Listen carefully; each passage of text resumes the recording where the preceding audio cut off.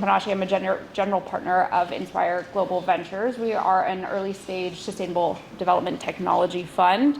I'm joined today by three wonderful gentlemen, David, Wesley, and Justin. David, Justin, and Wesley. Great to see you guys today. Let's go ahead and do a couple minutes for backgrounds to introduce yourselves to the group. David, you want to start? See if we can figure out. Hello. There it works. Yeah, I'm Dave Livingstone. I'm a managing director at Barclays. I do hard assets, do clean tech, and we'll be talking a little bit about that. I'm originally an engineer by original training, and finance a lot of clean energy projects. Great, Justin Dirico, OTC Direct. We are an intermediary in the renewable space, helping independent and small, medium, and projects get financeable deals to get producing that are actually making a difference in decarbonization. Awesome. And I'm Wesley Powell. I'm the CEO of Open Origin.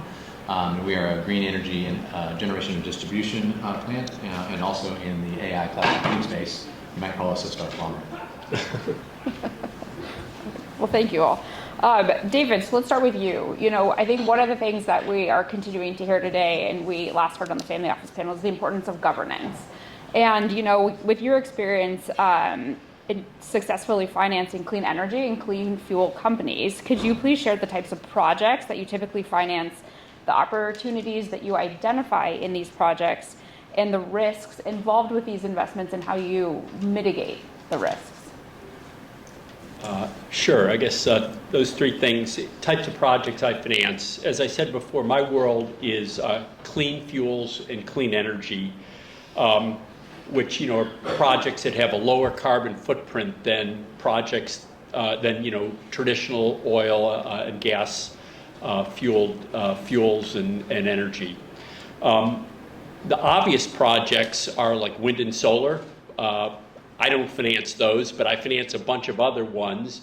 Things like corn to ethanol, manure to RNG. That's normally at a dairy, the manure gets put into a big pond and the methane goes up into the atmosphere. It's one of the big sources of global warming.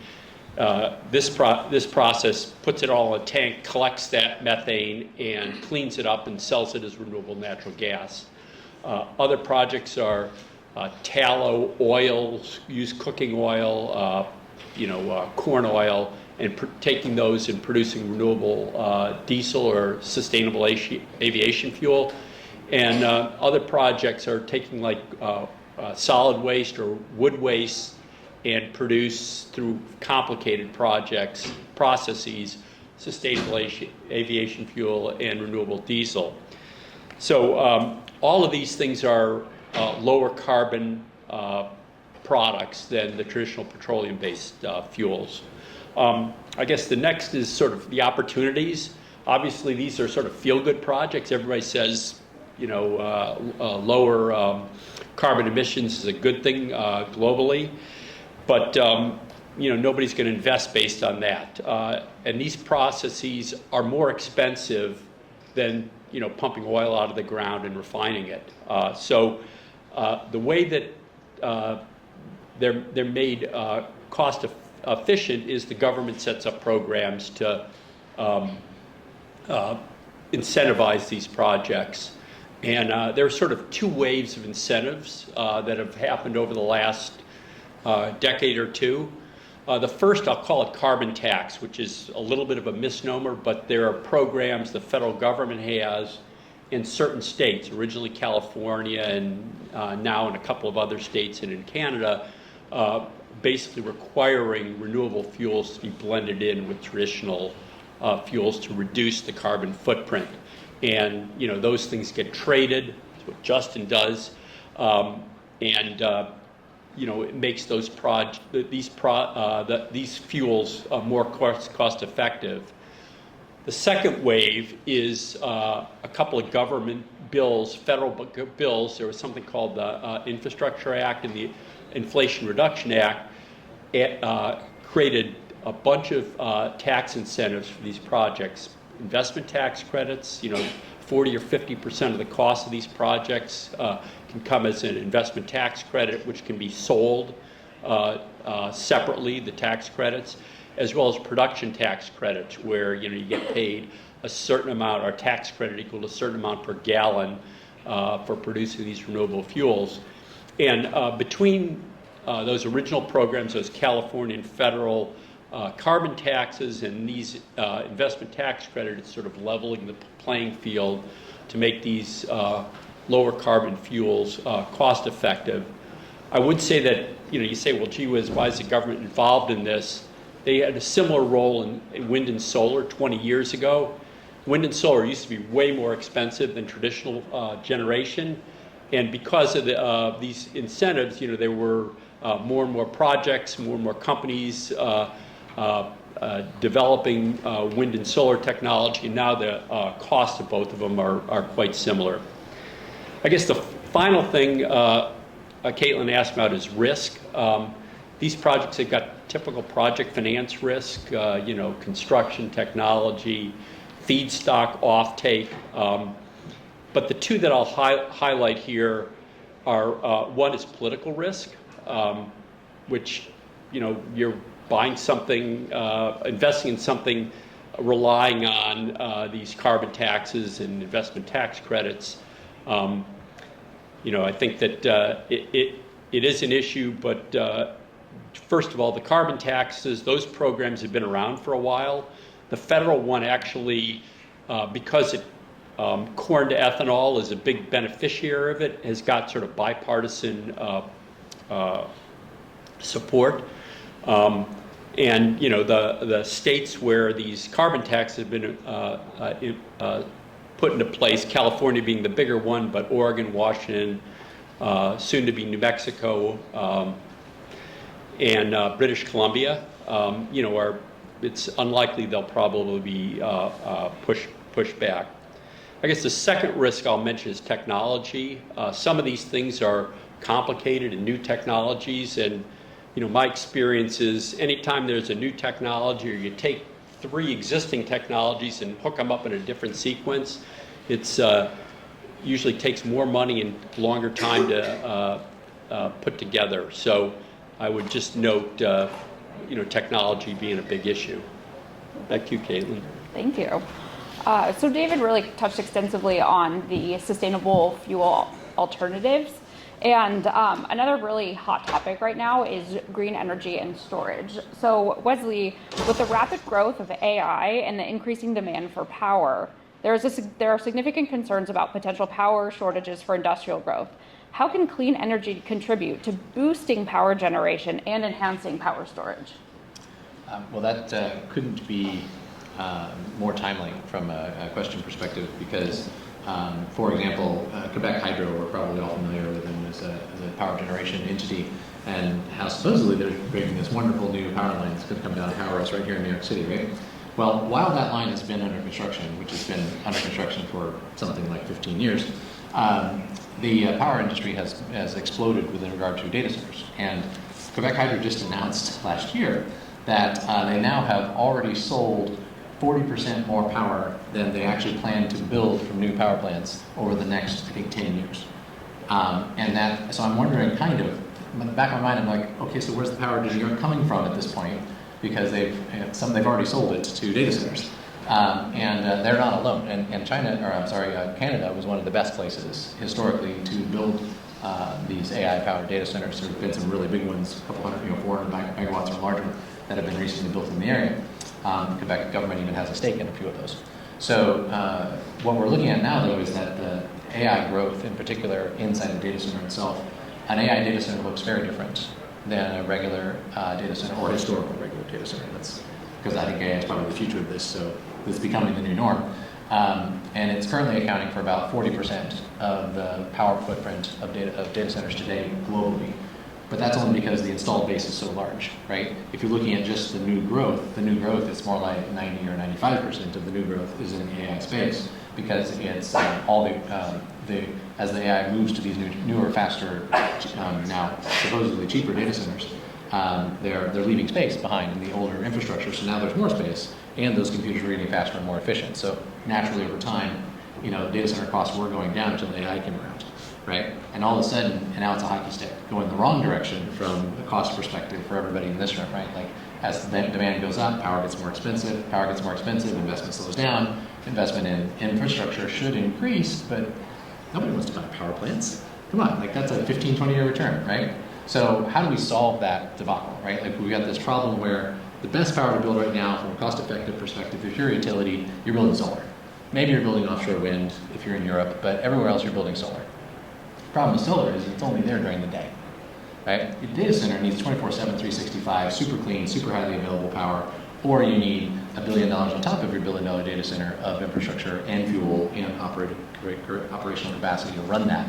So now you're a data center and a power plant, and that's just challenging. I know because that's what we do. We are a data center and a power plant, so I know how challenging that is. And so the real question becomes, how do we address that risk, right? How do we make sure there's enough power available for everybody? Because the big problem is not so much that, oh my God, we're going to slow down AI growth. Good luck with that. It'll find a way. But we're going to increase the carbon footprint. That's what's going to happen, right? Because people are going to go out there, they're going to just say some big, investment company that doesn't care is going to be like, well, I can solve that problem by dumping this into, a Middle Eastern country that has a tremendous amount of natural gas, and just throw a bunch of and not create environmental laws, and just use that natural gas to power a monster data center, right? And damn the consequences, right? Because I'm going to make a bunch of money. That's true. It's happening already, and that's because they can't get power in other locations. If you go right now to one of the big utility providers in the United States and say, hey, I want to build a 400 megawatt power plant in any region, in any state, they're going to tell you, okay, amazing, get in line, and it's 5 years, maybe, more like 12, to be sure to get your 400 megawatts, because we have to build a new nuclear power plant to provide that for you, or we have to build, 18 gigawatts of wind to be able to provide that for you, right, to cover the capacity factor. So it's a huge challenge right now in the space. So us as investors, what there is for us to look for is how can we solve that green energy intermittency problem, right? Through batteries, through fuel storage mechanisms, through distributed fuel energy systems, and that in fact is actually the thing that Open Origin is going to solve.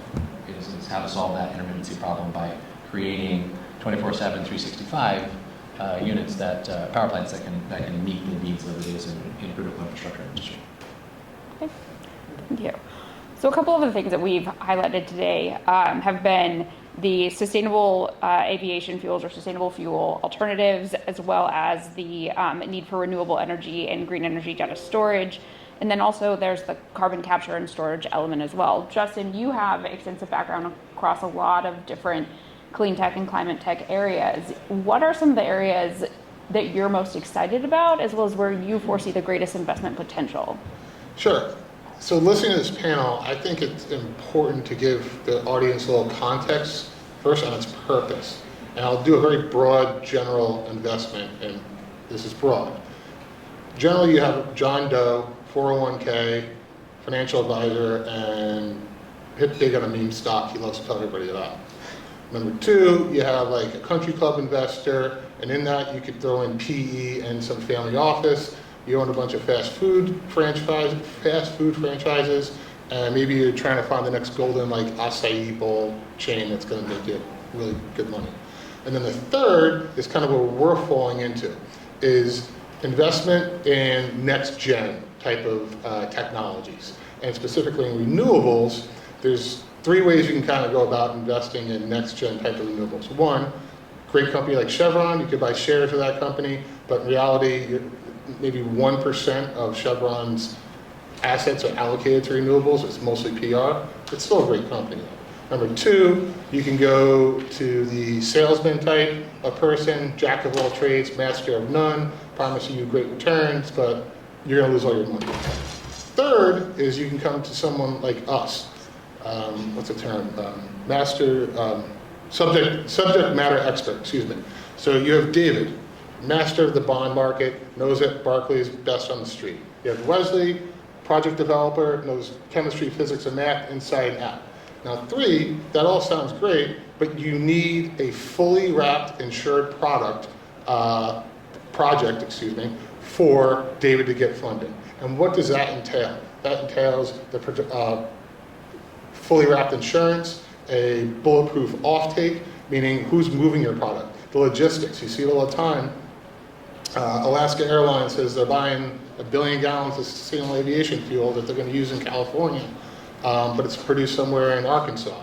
No one understands how to move that fuel. Airlines are historically waterborne vessels. They know nothing about trucks and transloaders and rail. So there's a massive logistics portion of the process that needs to be done and clear for the investor to release the money into the projects, to understand that their returns that they're going to get are going to be there, but all the risk mitigating factors are there. Now, Caitlin asked me, what are my projects that I really like? Anything that's cellulosic waste, whether that's agricultural waste, the holy grail, which is municipal solid waste, those are the projects that are really going to decarbonize. Right now you have Jet A, which is jet fuel. It has like an 80 CI score. Corn ethanol has a 70 CI score, and all the HEFA projects you hear about have a 30 CI score. So even all these renewable diesel projects that you hear about, still positive. I mean, they're reducing it. They're reducing it by 50%, which is great. But the cellulosic projects that are out there that are not really next-gen technologies, a lot of the technology is proven, but capital is on the sideline waiting for that money because they never want to be number one. They want to be number 2 or 3. Those technologies are proven, and they have the negative CI scores, negative 100, negative 300.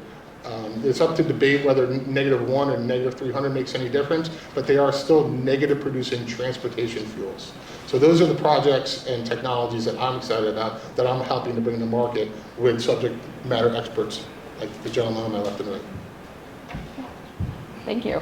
At Inspire Global Ventures, we're really excited about the future of sustainable development technology, and that's where we kind of see a next really big focus over the next, probably the more immediate 5 to 10 years.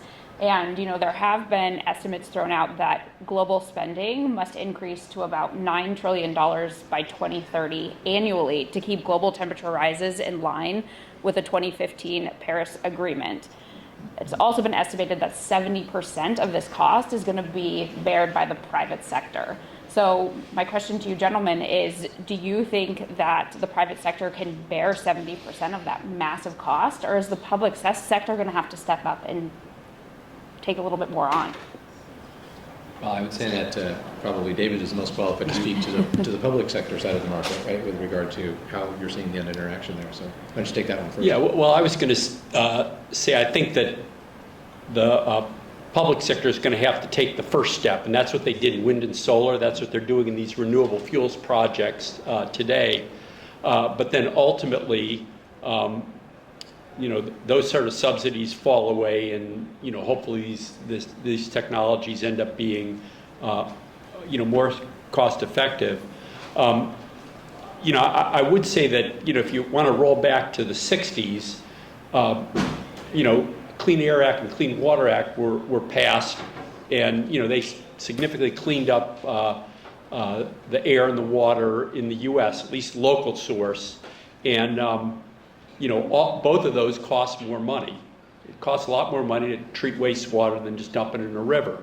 And the question is, does the government have the will to do something like that for climate change? And they took a half a step with this Inflation Reduction Act to try to promote this, and they're, in California and some of the coastal states, they're doing this through the carbon tax. They're certainly doing it in Europe, but you really need something more global, like the Paris Accords with teeth. Let me expand on that because it kind of finishes David's topic. When you do, in the public-private partnership, when you do an offtake agreement, the project developer generally needs a floor price to guarantee an IRR for an investor. And part of that floor price is a stacking of public subsidies, government subsidies. I personally think it's wrong to ask a private company to make a guarantee to a government subsidy that they're being asked. What is now transitioned more is for the private companies, investment-grade private companies, to make voluntary commitments for their scope 1 and 3 emissions that are things called a SAFC, in flight sustainable aviation fuel certificates, and that's kind of moving forward in a lot of different industries through the American Chemical Coalition, making a plant-based plastic very different than a recycled plastic, actually a plastic that using naphtha as a precursor in cracking, that is actually a plant-based plastic. So with all these scope 1 and 3 commitments and with the government commitments, then you get a financeable deal. I think the most interesting thing that I hear when I hear that number, they're looking for 70% to come from the private industry. I actually think it's possible with some of the newer innovations that have come out of the insurance business in the last, let's say, 10 or 15 years. David made a mention earlier to technology risk as a governing factor inside his financing decisions. Historically, there's been limited capacity for technology risk in large projects, which has kept the traditional size of a new investment for the types of things that Justin was just speaking about, some of these newer sourced fuels, to being less than $500 million, which sounds like a lot of money. That's a very small plant. A $500 million plant is a pilot. To put that in perspective, we have a phase 2 plant that we are working on that would be in the 2030 time range that would be producing 20,000 barrels of Fischer-Tropsch fuels per day. So this is on par with the smallest plant where it's reasonably prudent to do this. That's a $4.3 billion plant, and that is still only enough sustainable aviation fuel would come out of that plant to supply, I think it was one small regional airline out of like the Albuquerque airport for about 6 months. A 20,000 barrel a day refinery is tiny. It's tiny. There just aren't any that are that small. Yeah. We burn 1 million barrels a day globally in jet fuel. That's what we're talking about replacing with these sorts of processes, right? So we have a long way to go. So that number of 9 trillion a year between now and, what was it? 2030. Between 2030? Yeah. So yeah, that's going to have to keep going. I think the estimates I've heard of so far are up there north of $250 trillion over the next 50 years or so need to be spent in this area to completely transition us by like 2070 or so into that space. I think the answer is the growth of the technology risk insurance marketplace. This is an area where Open Origin actually is taking a leading role. We've got an insurance division that has dived into that and really expanded the footprint. Historically, and this is going to sound ridiculous, the entire market, and I mean worldwide, for technology risk management across all the projects in the world was $800 million. Think about that for a minute. One plant's $500 million, and all of the entire global capacity for technology risk insurance and the whole blasted thing is only $800 million. You can't even wrap one plant, right? And the bond company wants the whole plant, the whole project, the whole bond, wrapped for the entire timeline that the bond is there until the sweep account gets big enough to cover the remaining cost, right? So you're looking for somewhere between an 8 and 10 year coverage, and the cost of the premium is 2 or 3% of the cost of the project per year. So this was an extremely expensive insurance. It's basically bond guarantee insurance. That's what it is. It's business interruption insurance specifically for technology risk. If you can expand that marketplace, and it is expanding finally, right, by stacking different kinds of coverage together and creating this future to get up to billions and billions and billions of dollars of capacity, that naturally opens up. It's not like there's a shortage of capital. Like there's way more capital that can be deployed right now because of the risk associated with this. I don't think that David would tell you that there's a shortage of capital to deploy. In fact, I think everyone in this room, because we're here for deal flow, tells me that there's not enough deals. It's not that there's not enough capital, there's not enough qualified deals. Technology risk insurance changes everything. That is the thing that's missing, right? So if any of you have the opportunity to invest in a technology risk management company or one of the big guys and asks for funding in the space, there could be huge returns here because it's very profitable once it gets spread across the marketplace. Thank you. Do we have time for questions or nope? Okay. All right. Thank you very much. Thank you.